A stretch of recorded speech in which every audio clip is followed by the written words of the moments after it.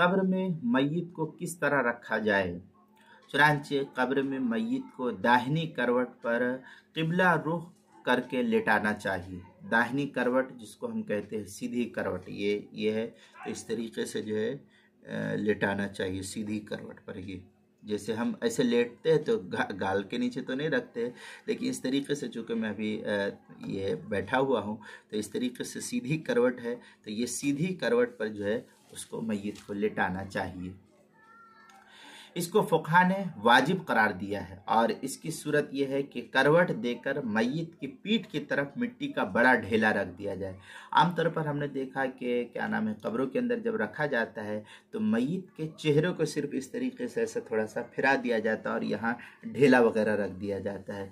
तो ये ठीक है, इसकी भी गुंजाइश है, लेकिन ये ज़रा ठीक नहीं है। बल्कि इसकी सूरत यह है कि मय्यत को करवट पर लिटा करके मय्यत की पीठ की तरफ जैसे हम इस तरीके से मुर्दे को लिटाएंगे तो इस तरीके से चेहरा करना है, तो पीछे की जानिब ढेला रख दिया जाए ताकि जो है उसका चेहरा और पूरा बदन जो है वो किबले की तरफ हो जाए।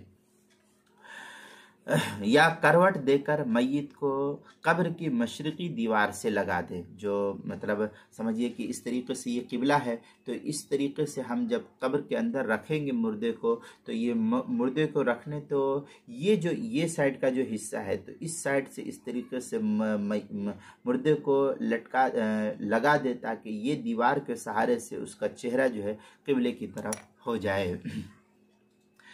दुर मुख्तार में शामी में है वो वजह इलैहा वजूबन वयंबगी कौनुहु अला शिक्किहिल अयमन। इस तरीके के बारे दुर मुख्तार में शामी जो ज़करिया बुक डिपो देवबंद का हिंदी नुस्खा उसकी तीसरी सफ़ा 141 और बैरूत का छपा हुआ नुस्खा उसकी तीसरी सफ़ा 132, इमदादुल फतावा उसकी पहली जिल्द सफ़ा 712 और 713, अहसनुल फतावा चौथी जिल्द सफ़ा 225, किताबुल मसाइल दूसरी जिल्द सफ़ा 97 पर इसको नकल किया गया है।